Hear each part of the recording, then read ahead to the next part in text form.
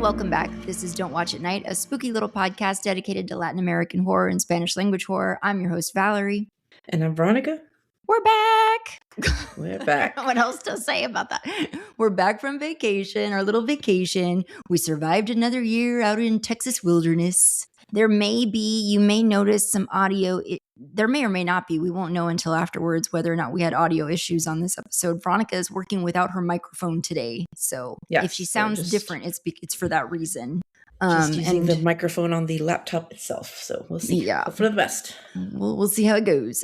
We are doing one of our Step Outside Spanish Language months. And so we're going to be taking a look at films that don't necessarily fall in the Spanish language category. They could be another foreign language film.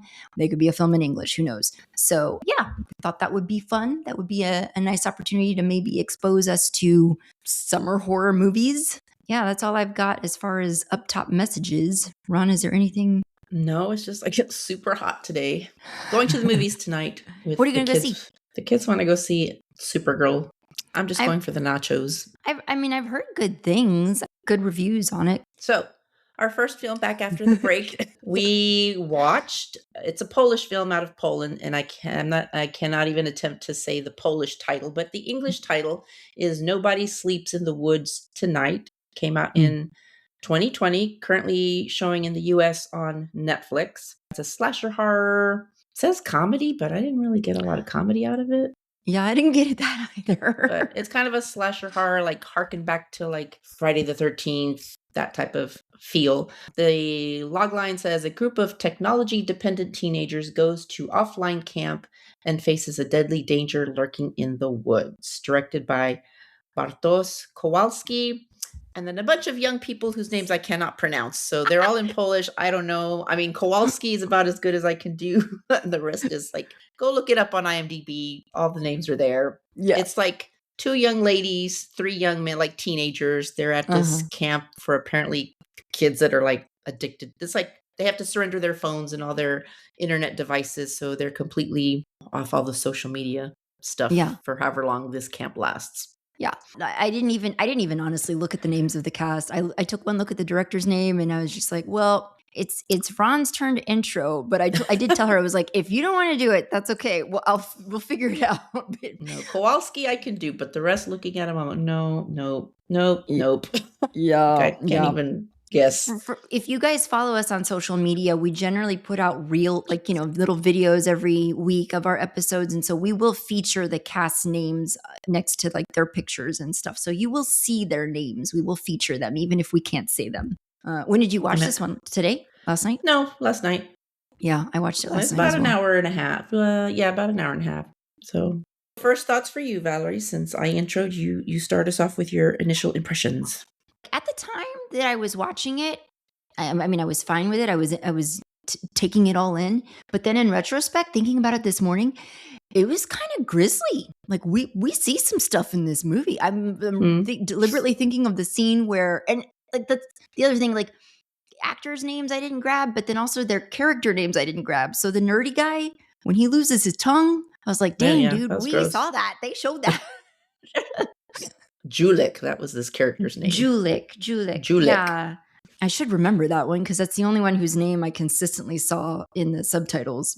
I enjoyed it. It was like you said, I think it was maybe dubbed as like a horror comedy and there were comedic moments, but mostly it was just like I was just sad for everybody. It was just sad. Like I was really sad when some of these people get knocked off. I was like, well, damn. So how did you enjoy it? What did you think? I would not say I enjoyed it, but did you think it was grisly too? I mean, it was gory, but it was like not like realistic gory. Yeah, like over the top. Like over the top, campy gory. So I mean, initially, I'd say probably for maybe 2/3 of the movie. I mean, it had that Camp Crystal Lake, Friday the 13th, teenage slasher movie feel to it. Kind of B-movie-esque. Once it got to the backstory of who these killers are and how they came to be, I kind of mentally checked out. And I was like, no, this is too silly.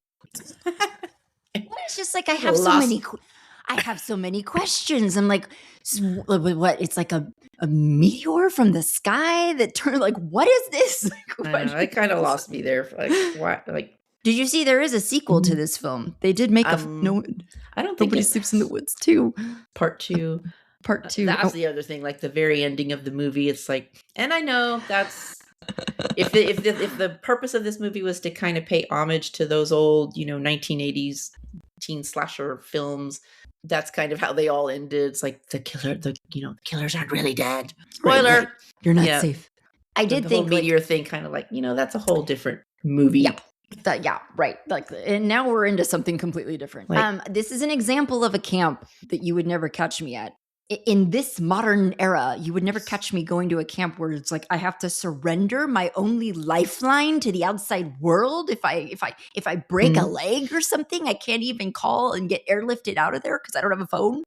I guess you could have like what do they call them? Those satellite phones. I'm sure the camp counselor people, have one of those. Maybe people in charge have some way to call out for help in the case of a medical emergency. But yeah, I did think I made this note because when they get to the camp, and Ronnie already kind of laid out what the premise of this movie is. It's just it is a camp where you do see them when they arrive, they have to surrender their devices, and so you have counselors with boxes collecting all of their devices. And there were some funny moments there. There's some funny little side characters at this camp, like especially like the head guy. He's kind of he had some funny lines, but then this little core group of kids and their like group director go off on this hike where it's like they're literally going out there into the woods. They're setting up their own tents, and it's really, really true camping. Mm-hmm. I don't know. Like I almost feel like it might have been more fun to just keep it there at the camp and then just have these killers kind of terrorizing the camp. And that might have felt a little bit more summer camp movie-esque. Because once they're all out there in the woods, it just felt like gritty survival horror. Yeah, I thought we were going to have more scenes like on the campgrounds. That's what I was kind of hoping for. Well, like, as characters, so we have Julik, who is our main girl, our final girl, if you will. Her character name was Zosia, and then the pretty one was Aniela. Well, I mean, they're everyone's pretty. she's the blonde. But the girl that's sitting there in camp curling her hair before going on this hike into the wilderness. Man, I would have been so miserable in one of these situations. It's like, the bathroom facilities, the shower fit. Like I would have just been so sad and crying every night if I had to do one of these camps. I'm not meant for these kinds of trips and such. And then the boys, we had the jock guy. Well, I can't really tell who was who from the pictures on IMDb. From the pictures, one of them was named Bartek, and the other one was Daniel. Okay. I don't know which is the one that hooked up with the blonde chick who was the first to die because teenagers. I think Bartek is the one he's gay and he comes out to Aniela, the blonde. But then they had sex? No, so she hooked up with, I don't see his picture. No, Bartek, I think, like I'm looking at a photo of the guy who played Bartek, and that's clearly the dude who was gay. So she hooked up with the other guy, but I don't see his photo anywhere here. No, I mean, there was just Zosia, Aniela, Daniel, Bartek, and Julik were the 5. Maybe so it just looks different. So maybe it was Danielle. You said Danielle? Daniel? Mm-hmm. I don't even see him in the line. Oh, I see the character. Yeah. If you click on his name, Sebastian Dela is his name. Mm-hmm. Is it the actor's name? Yeah. So that's the guys that she hooks up with. And then the thing to know about our main final girl is she clearly had some kind of major life trauma, which we do learn about in the course of the movie. That's something to know about her. She's I guess she lost her entire family in a car accident. It seems like. Any key standout moments to you? What did you think? I thought the makeout scene was a little bit. It was just really. I fast forwarded through that. It was prolonged. Also the music was like deliberately prolonged, and so it's almost sort of like, okay, this is amped up times 10 or whatever, way more than it needed to be. There are nudity scenes in like the original Friday the 13th, and I did go looking like in the 2009 reboots of the Friday the 13th franchise. There's definitely more elaborate sex scenes. Apparently, I never saw any of those movies. So, I mean, I guess this is in keeping with that. But at the same time, it's just like, it wasn't even that the scenes were funny, but the music was so goofy. I was just like, this is like, I didn't even hear any of it. The minute it started, I was like, yeah, fast forward. Keep going. 10-second increments that it lets you fast forward. Yeah. I just skipped over that whole section. So the interesting thing, because, this is a camp where parents have sent kids to disconnect them from social media and the internet and all that stuff. But Julik, he's like a YouTube gamer who has like almost 1 million followers. The dude is probably pulling in some pretty good cash. Right. It's like you're messing with the cash flow. He's like the second best player, I think he said, in Poland. And I'm like, that's what I'm thinking. I'm like, okay, if you're the parent, like, unless your family's just wealthy on its own anyway and money doesn't matter, but you're unplugging your son from making all this money. Yeah. Yeah. We do have some reviews linked for you guys on this film. I think, like, for the most part, people rate it as like mid. How would you rate the kills in this movie? I think they're true to what you would expect in the slasher genre. Pretty gnarly kills. Who's the first kill? The guy jock, that the blonde has sex with, And and so it's like one of the who we will later learn are twin brothers. One of the brothers like pulls him up in the sleeping bag, and I thought, okay, he's just gonna haul him away, and then he like goes and like bangs the crap out of him against a tree, and I was like, nobody wakes up to that. Nobody hears that. Well, he wasn't even yelling. Like, the minute the guy starts dragging me out, I'd have been screaming my head off. And also, it's like, why are you sleeping outside of your tent, sir? Like, go back to your tent. There's sandals out here. Yeah, I would just say, like, on IMDb, and this is just IMDb. I didn't, because it's up. I don't know what like Google reviews or Rotten Tomato or any of that says, but out of 16.2 thousand reviews on IMDb, it has a 4.9 out of 10. Okay. One of the reviews that I have up here from whattowatch.com ranks it as like 3 out of 5 stars. The cons being that it says old dog, no new tricks. So, I mean, it is, it's certainly following a formula. It's not reinventing any wheel. It's not doing anything necessarily new for the genre. Kills, I would agree. Like the kills in this film, this review rates it as like a pro. The kills are pretty, I don't want to say graphic, like they're not disturbing to look at, because I think you're right. I think it's like, it's so over the top that it's, and that's not to say it doesn't look realistic. It's not like Evil Dead type over the top. It's close. In my opinion, it's close. Like that scene. Who was it? Oh, at the end, when you think she's the final girl is getting away with the police, but then yes. He accidentally hits one of the killers, and he gets out of his car to go see. And then the killer like chops him in half, starting from the head. He just cleaves him in two. Like, really? Thankfully, we don't see it, because I was like, oh no. But then like what they do show was pretty hilarious, because you just like see him. You see his feet split, and you see like all this crap. I mean, it's like, come on. Oh my god. Yeah. Oh, I did have a question though. What was the priest's deal? Why did he knock out the one? Like, why did he knock out the one guy that made it to the church and tie him up? Like, that was very bizarre. And what did initially, he tell him? if I remember correctly, it's like he's like, I remember you from the previous summer or something like that. Like maybe this Bartek had been a camper last summer, and maybe it's not said in the plot, and the guy isn't alive long enough for us to find out. He had this kid tied up, obviously. He attacked this kid and tied him up while he was unconscious. And so you get the vibe that initially I thought the priest is in on this. He's part of this, whatever this is. But maybe he just, I don't know, maybe he knew the kid was gay and didn't like that he was gay. I don't even know, like, why is there a priest in the middle of the woods? Like, there's like a church in the middle of the woods. And what happens to him? How does he die? One of the killers like gouges out his eyes with his thumbs and then feeds him into the wood chipper. That's right. Which that wood chipper didn't look big enough or sturdy enough to handle chopping up an entire human body. I thought that was well done, because like it would have been a far grislier scene. But if I remember correctly, I just watched this last night, but I seem to remember we don't necessarily hear it. You're getting the visual of it, but maybe they had music scored over this, so it's like it's not like you're hearing the wood chipping, like you're not hearing it, but you are seeing it. It's pretty nasty. What else? I just thought maybe I had missed something that explained why the priest was. They don't really. He didn't look very priestly to start with, but he basically just showed up. He showed up at the beginning to pray over the camp, and then that's it. And then he goes back to his But he's getting out of his expensive car with like his nice shoes, and he just looks creepy. After the jock is taken in the night, the next day they're looking for him. That is where their group director and final girl, and maybe Julik is part of it, right? They head off. They go find that group director is the next death in the group, right? If I'm not mistaken. Yeah, because she quite literally loses her head.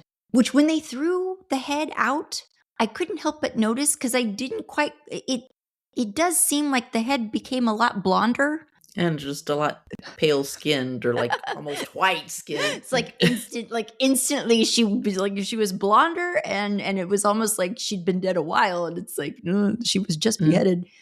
But yeah, because initially when they throw the head out, I was like, well, that's not her because she's a brunette. And I was like, oh no, that is her. That's supposed to be her. But yeah, they do uncover jock guy in there. So they do, like, initially, like I had to go back and replay it because I didn't clock that was him there, his body, and until I like went back and replayed it, and I was like, oh, that's him. So these murderers are feeding off of him. He's dead. He's been dead, and they're just like feeding off of him slowly. So you just progressively throughout the movie, there's less and less of him there on the table. That's gross. Yeah, it's pretty nasty. Were you surprised to find out that the mailman from the intro made it? Yeah. Was alive? Yeah, and you kind of have to wonder, like, how the hell did he even make it? It's very clear that he lost his legs in the fight. Maybe they had him tied up like they had the jock guy, and were just hacking off pieces of him to eat slowly but surely, and maybe he was able to like get himself free and escape and get out of there. I don't know, but yeah, or maybe the mom helped him. Maybe she stepped in and saved him. So yeah, that's the thing to know about these twin brothers, is that the mom is sort of, she in the beginning of the movie, she does have them trapped. She is trying to contain them because she has seen what they're capable of. But obviously they are her kids. They ate their dog. They ate the dog. They ate the pet dog. But after being mysteriously infected from this meteor or whatever. This is where I just kind of checked out of this movie. I was like, why did you bring the meteor home, children? What a bunch of dumbasses. But anyway, so she's like, they are her boys. And so she's just like, well, I guess I will go out into the woods and kill animals and bring them to my children and feed them. So she's keeping them alive, albeit locked away in this basement. And then do they kill her? She falls, right? I imagine so, because she, what was the time jump? Like 30 years or something. Yeah, because it starts with the mailman, like, going to the house, and when nobody answers, he goes peeking around, and I'm like, why is this your business, sir? If they're not answering the door, move on. Leave the mail and move on. No mailman would do that. Drop off the letter and go. It's like, move on. But anyway, then it jumps 30 years later, and she's been keeping them alive. So she's obviously an older woman. She's struggling. You can see her struggling to like try to move this big heavy animal that she's killed down into, and she loses her footing, falls down the steps, and I'm assuming they kill her because you never see her again, really. Yeah. I mean, and maybe they resented her for locking them away. I don't know. Well, I mean, what's so funny about these boys, because they start off, they're just like normal kids, normal kids, don't look bizarre at all. And then when they bring home this meteor, like dummies, something happens in the middle of the night where it like activates. I'll use that phrase because I don't know what else to say. Like, what is this? And it's like, it unlocks this substance that seeps into them and takes over them. And so then like who they Venom grow up from Spider-Man. Yeah. And so then who they grow up to be, once you see them in their full form, they look like freaking trolls. They I know. Look like these grotesque I find it hard to believe that this single woman was able to, especially as she got older, was able to kill enough big game to feed them so that they got that big, because they were some big dudes. They were well-fed not boys. Muscular dudes. I'm talking, not body shaming or anything, but they're not svelte. They're eating for sure. It's like, how are you eating this much food? Your poor mom certainly can't. It'd be hard enough to kill enough to get one person to be that size, but two of them? Yeah. We do have one of our next deaths, which I did. It wasn't a jump scare, but it was like moment, was where our blonde bombshell girl gets killed. And I don't know if that was the next death after group director or what. I don't remember. I think so. it did make me go like, because you don't see it coming. You don't hear it at all. Like 1 minute she's talking to the boy on the beach and or whatever, lake shore. And that's where he does come out to her. He does share that truth about himself with her. So they're having a bonding moment where she's just like, all I want to do is find true, real love, blah, blah, blah. And he's talking. And then we look over and she's got a pole through her mouth. Like she's just been skewered by. Which I'm like, okay, how did you not hear this big lumbering man coming up behind you? Like, how do you miss that? Now, I will say she probably got the quickest death because she didn't even see it coming. She didn't see it coming. In terms of suffering, it was pretty. Blessings there. Yes. So she got it the easiest. But yeah, I was just like, damn. 1 minute she's there, next minute she's not. But I'm like, how did you not hear him walking up behind you? Like, come on, people, pay attention. And then ultimately, Bartek, he does unfortunately get killed by Mailman, who doesn't realize that's just a kid who's trying to look for help. He thinks it's maybe perhaps one of the troll brothers coming to finish him off. So he does ultimately get killed by the Mailman. And then what happens? Learning, what's her name? Zosia, you said? Zosia, something like Zosia. that. We'll say Zosia. Learning her story was sad, just because like you do see what happened to her family, and then what happened. Honestly, you don't get to really know these kids long enough to necessarily form attachments to any of them. That said, I didn't want any of them to die. So it was sort of a bummer when each one of them got taken out. But then like the death that really bummed me out the most was Julik. Just because of all the ones, like he is the one who leaned the most comedic. His lines weren't like laugh out loud funny, but you appreciate that he's like the nerdy one who seems to have some awareness of like what to do and not to do when you're in a life and death situation like that. He's just like, you know who dies in the horror movies? The people who do exactly what we're doing. Yeah. That was kind of a, what was that movie? Scream, where the guy was talking about the don't break the rules of heart. Yeah. But I was kind of hoping that him and Zosia, I kind of knew Zosia was going to be the one to make it out because you can usually tell who the final girl is going to be. But I was hoping he would make it out with her. Yeah, I know. I was bummed. Interestingly enough, why don't any of them ever try to make it back to the camp? Like that would have seemed the most logical thing to do. Maybe they were just so turned around they didn't know how to get back to the camp because that's where all the phones are. That would have been the best thing to do. I don't really hold on. What do you think about when Zosia? Because at one point they've caught her and Julik. That Julik gets stabbed trying to help her to save her. Gets his tongue ripped out. He's slow death. He's got a knife in his gut. Zosia's chained up. Like when she finally gets free, she, because one of the twins is in bed asleep. And the other one has left the house for who knows what reason. And she kills him. Yeah. Multiple stabbings, like all the way through. And through the body, through the bottom of the mattress. Initially, when she got free and she was going for the window, and I thought, okay, yeah, get away. And then she hesitates and I'm like, what are you doing? What are you doing? So it was a gamble that she takes. It paid. It worked out in her favor that she was able to kill him. So she thought, and then she does ultimately get away, and that's when she finds a police officer.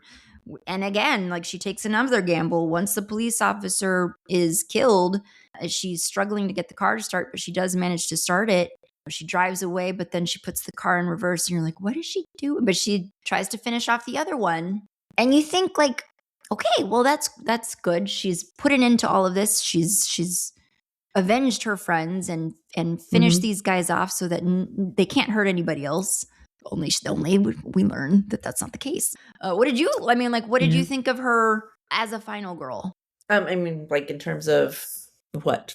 What do you mean? I don't know, like in terms of like character decisions and did you appreciate like one of the things that she bonds with Julik over is the Sarah Connor comparisons? Yeah, there were some other like references to other. I can't remember off the top of my head what they were, but I appreciated that she didn't just like stab the guy once and then think that was it. Like she stabbed him multiple times. I did think she should have taken the machete or whatever the heck it was with her when she left.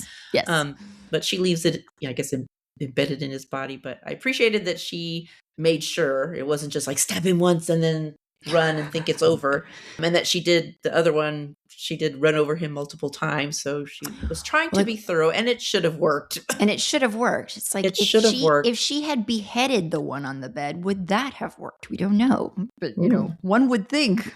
But I like to think that because she does get away, she speeds off in the patrol car, that she makes it to civilization, she reports it, the police go back and, find the dead bodies, find the house with the half-eaten people, and eventually track down the two deranged twin brothers and dispatch them properly and permanently. So, I mean, if we were to guess, what from space would come down and turn normal, healthy humans into cannibalistic, troll-looking monsters? Like what? And this is what I'm curious about with the sequel. Surely some of this is explained maybe and covered in the sequel, and it's like I don't know that it's necessarily the same twins. Oh, it's not? I don't know. I didn't look up anything about the sequel because I'm not interested, but some fresh evil befalls. I'm just like, of all the reasons, like you couldn't have just come up with at least a more plausible reason for why these twins are, maybe they're just psychos, maybe they're just psychotic serial killers. Like why, or it's like maybe maybe some trauma, as is the case in so many of these movies, some trauma befalls them at that young age that influences their, although like Michael Myers, what was his trauma? Did he have a trauma? He just didn't like his sister, apparently. But I think he was just a psycho. He was just a sociopath. Not even a sociopath, a psychopath. No, maybe a sociopath. Because the psychiatrist always said, then even though he was a child, when he looked into his eyes, it was just like the eyes of a shark, just like dead.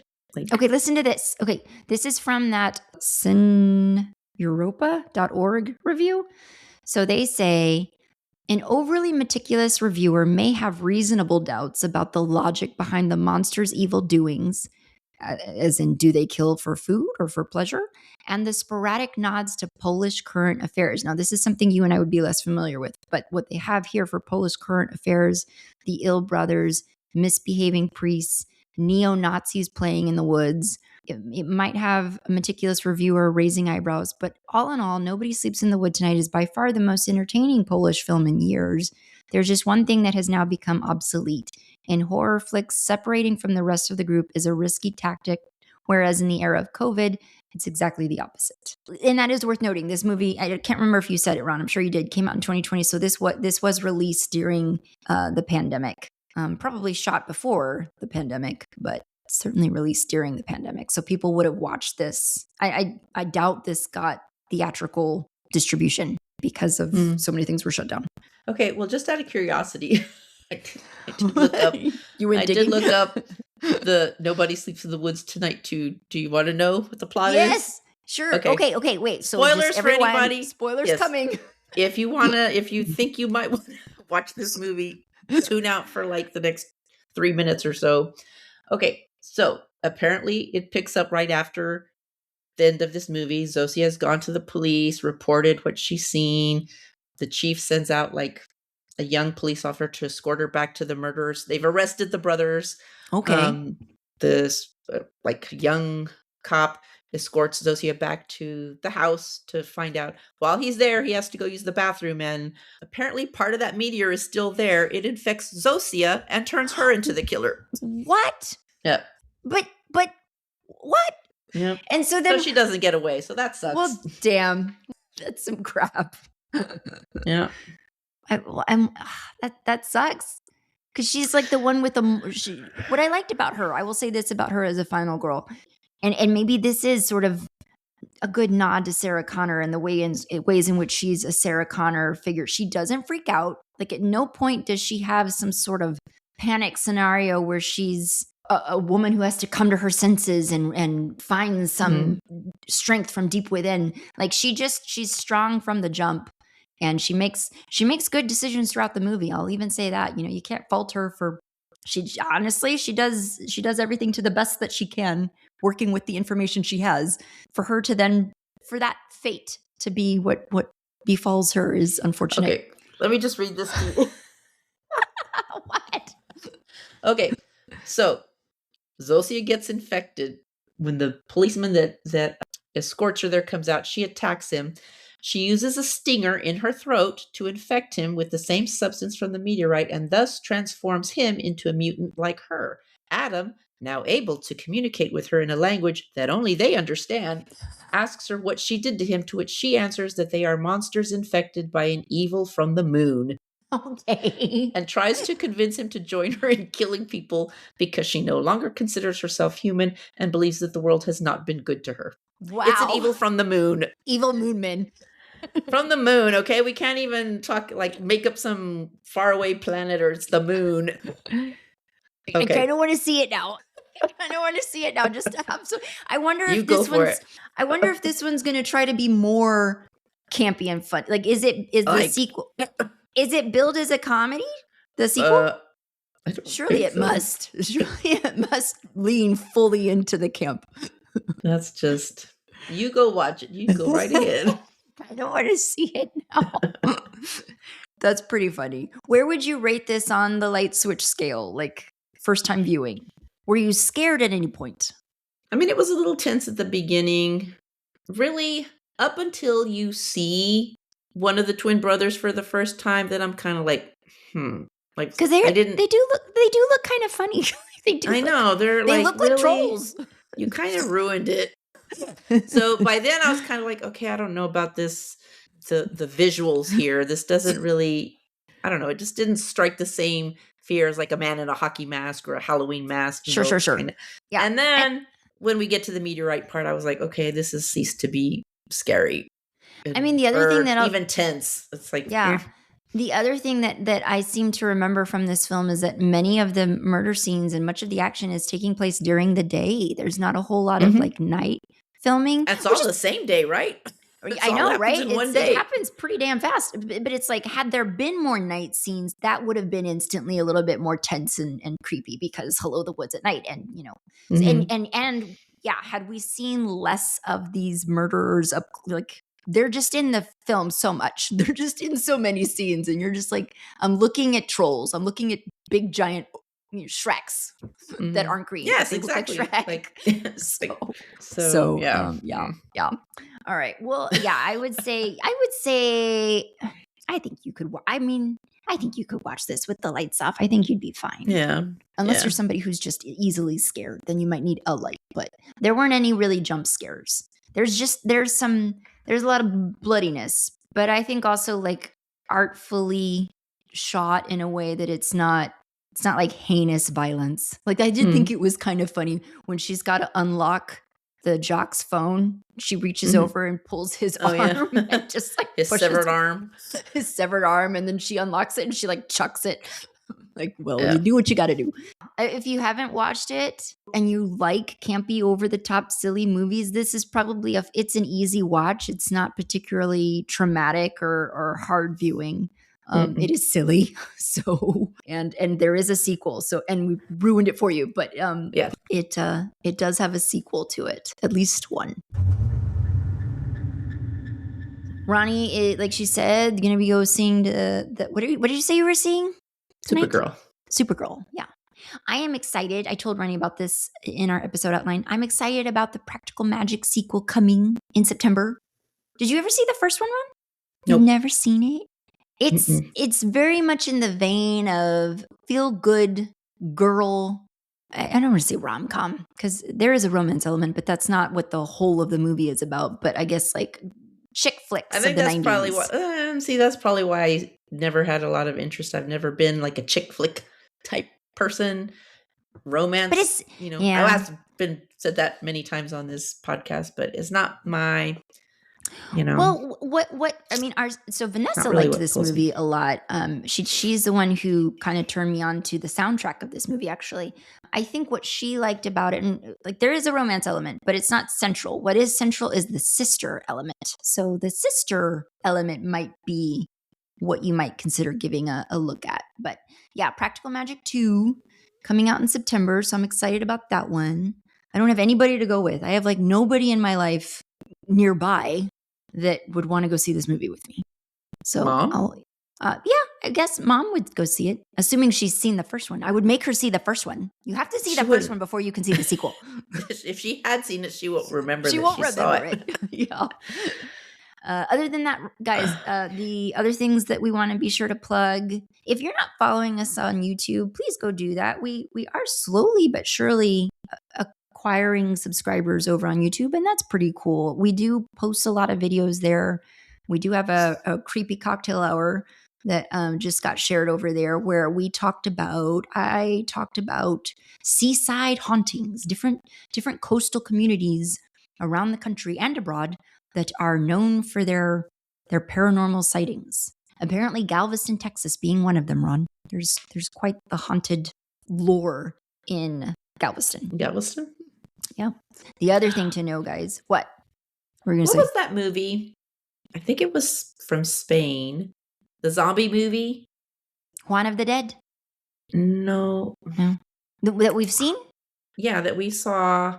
Right. And starts off with the guy, he's the brother whose wife had died, I think, if I remember correctly. And his sister kept telling him she's, off on some island with the government, and she keeps telling him to get out. And hold on. Wasn't there going to be a sequel to that? I just There is. Yeah, we determined that they are shooting a sequel. Is it already out? I don't remember when it was coming out. What's the name of that movie? I just wanted to keep tabs on it because I would be interested in watching to see what happens. Yeah. We watched not that necessarily. one. I'm not necessarily saying for this month's whatever. Apocalypse but Z. It just triggered in my head that I want to keep tabs on that. Yeah, that movie was called Apocalypse Z: The Beginning of the End, and we did determine that there is a sequel that's in the works. I want to say that they've already begun filming. We found an article that determined they've already begun filming. Oh, and the other thing I want to make sure to mention to you guys, so book club episode is coming. It's coming beginning of August. The reason we pushed it out to beginning of August as opposed to end of July is just because I wanted us to have the full month of July coming back off a break to just sort of watch some movies. And, this is first and foremost a movie podcast. So book club discussion will be our first episode in August.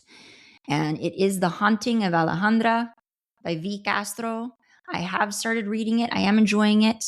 Full disclosure, I checked it out at my local library, so that's nice. It's always nice when I can find the books we're reading at the local library. Yeah, if you've read it before, great. If you haven't, you still have time to read it so that you can listen to a discussion episode in August. Oh, I almost forgot to say this. We are turning 3 in this month of July, and we are planning to do a live stream to kind of celebrate the fact that we are turning 3. Live stream will be coming July 12th, I want to say is the date. I'm going to develop a little quiz, not for Ronnie, for all of you, to just sort of test your don't watch at night knowledge of our episodes. Test your knowledge of the archives. See if you can remember what films we watched. See if we can remember what films we watched. Well, shoot, I never remember what films we watched.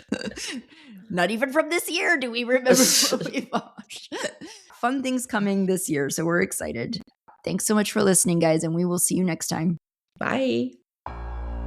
Don't Watch at Night is a Nest production. Executive producers are Valerie and me. Editing by Valerie. Music by Omar Chakor. Special thanks to Lorenzo Villarreal and Alex Street for production support for this episode. Listen to any new episodes every other Monday, and if you like our show, give us a rate and a review to help us grow.